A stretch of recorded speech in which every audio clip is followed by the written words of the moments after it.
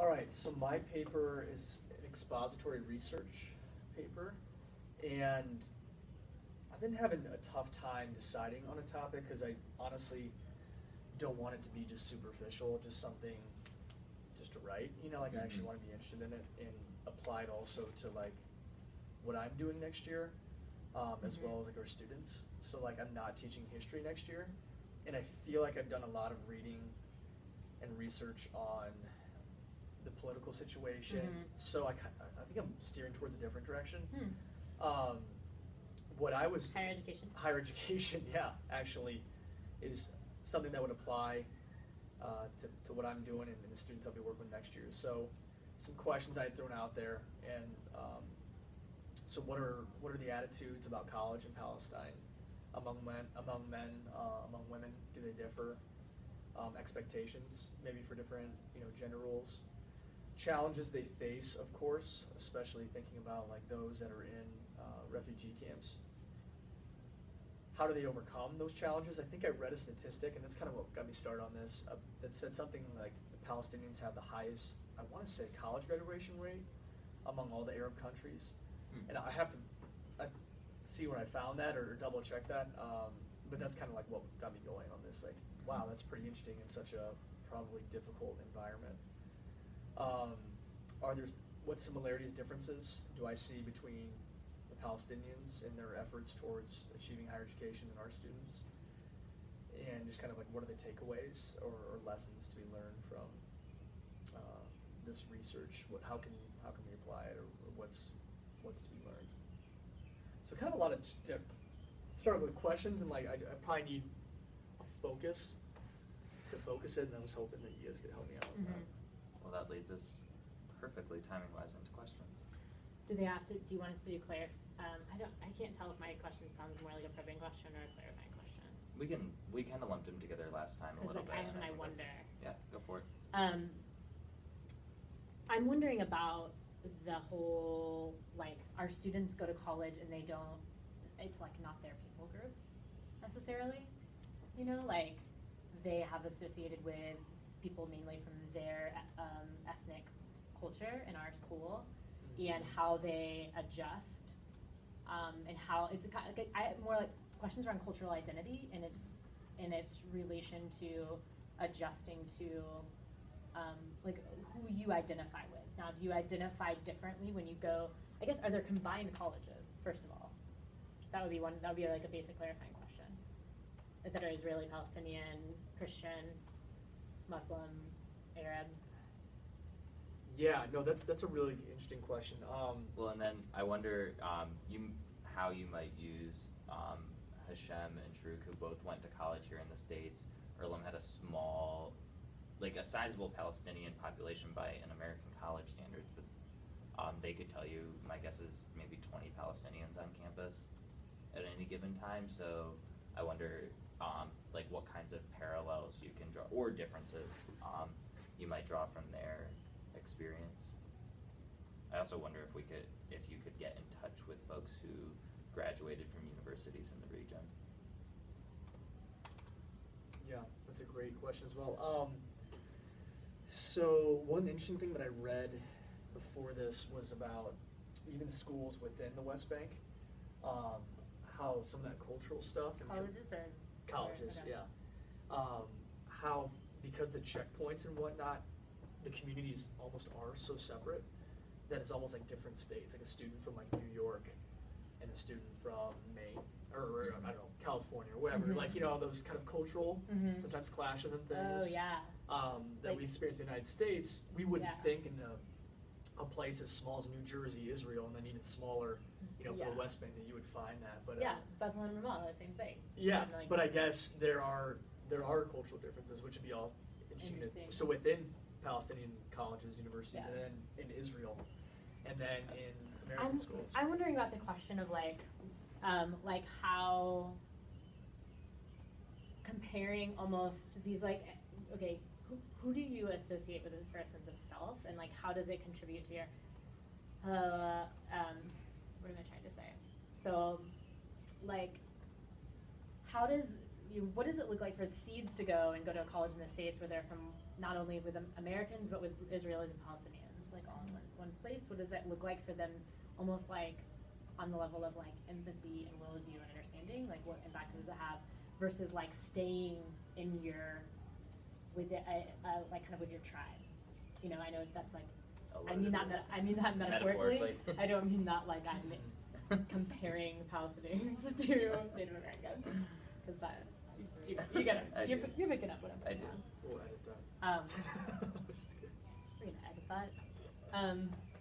Oh, cultural illusion gone I wrong. do like that. I do like the identity piece. That could be a focus of it, like assimilation or maintaining your identity, you know. Yeah. No, and that's actually, that would be, that, sorry, for us, would be really, really, really powerful. With LA2, we do Raisin in the Sun, and it's all about this ethnocentrism versus assimilation, versus Imago Dei.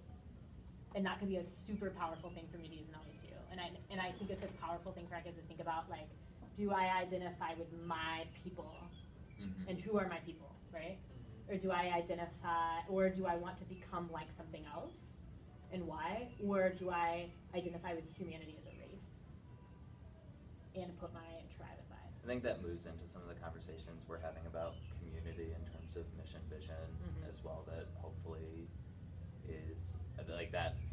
It just kind of links in nicely with identity in the LA1 level, and then community on the LA2 and even school-wide level. I'm curious, switching gears a little bit, about just like structure and what you're imagining like structurally is going to guide it. Like the first thing that jumped into my mind, and I don't even know if it's useful, is like some sort of breakdown around the like 4 pillars, and like kind of like an assessment of You're like, gonna clarify the 4 pillars? like the 4 pillars of like college preparation, essentially, right? So you have like the academic preparation, but then you also have like financial preparation, and you have soft skills, and you have is academic soft skills, and then is character the 4th one? What's the soft skills is character. It's financial. Oh, fit.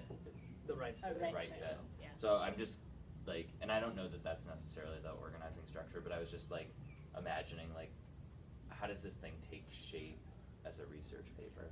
Yeah. Or, I mean, another thing you can do that's not a pillar, but we said kind of it's kind of the foundation, is that is a college going identity. You could do something around college going identity. That's kind of what I was leaning towards, was like, yeah, how did they shape their college going identity? I think there could be some parallels with our kids, but also, I mean, realizing some of the challenges. The role of cultural identity and college going identity, yeah. All right, we've got 4 minutes for next steps. Cultural identity. College identity. So, I think with this focus, I'll have 2 great resources in Jay's 2 friends. Yep, I agree. So just really probably focusing my paper and then focusing questions for them. Do you think that researching any just people? Do you think researching any area of school, like any of the actual, how do you see yourself researching the college, the higher education culture, or like? Yeah, I think it's broadly, just start broad, like try to learn more about the system. I'm wondering if you could contact them. What's that Israel trip that I was gonna apply? I applied for. I can't remember the name of it now. It's called I reality something. don't know. They do. It's all about education in Israel. I wonder if they would be a really good resource because if they take basically educators in the States on these trips to Israel to like analyze and discuss and contemplate like education. And that's essentially like when Daniel's not doing things like helping folks like us out in the summer, that's what he does, is he does those kinds of trips for American educators to Israel and Palestine. Interesting. So it sounds like looking into people who are it's already their wheelhouse. What you're talking about might be good. Yeah. I wonder if we could get, and I know our time is like so incredibly jam-packed, but I just wonder if we could get on college campuses in either Jerusalem or Ramallah, or even if we might send out a couple of emails, and just see if like there might be some space for you to, I don't know, talk to a professor in the region or talk to, I don't know. Yeah, and I wonder if they have any transition coordinators or any, I mean, even like admissions counselors or something like that. Yep. I think another next step is for you to like just brainstorm different, like put this all in question format, try brainstorming a bunch of different questions, and try to hone in on that one that's going to be really guiding Yep. you. And that's gonna be critical for us from a language arts point of view, because the way our students get at their research is a big overall question followed by a number of sub-questions. And so from a format point of view, Yeah. that'd be really useful for us. And I think at any point, just shoot that to us in an email, we can get feedback. Cool. We have a lot of at-bats on feedback on research questions. All right. Anything else? Expository research for the Yeah. win. This incident